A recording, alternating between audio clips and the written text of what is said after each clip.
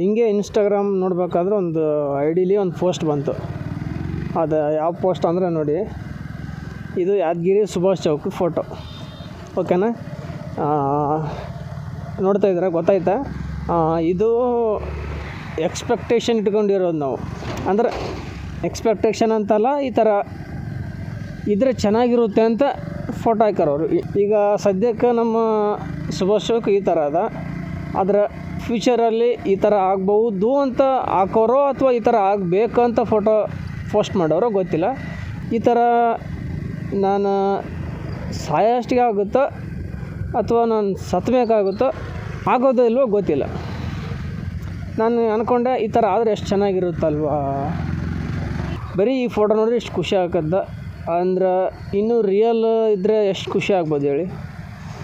ಈ ಥರ ಡೆವಲಪ್ ಮಾಡೋರು ಇನ್ನೂ ಹುಟ್ಟ್ಯಾರೋ ಹುಟ್ಟಿಲ್ಲ.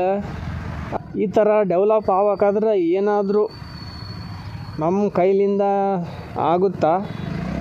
ಆಗ್ತಿದ್ರೆ ಒಂದು ಸಜೆಷನ್ ಕೊಡಿ ನೋಡೋಣ, ಮಾಡೋಕ್ಕೆ ಟ್ರೈ ಮಾಡೋಣ, ಓಕೆನಾ?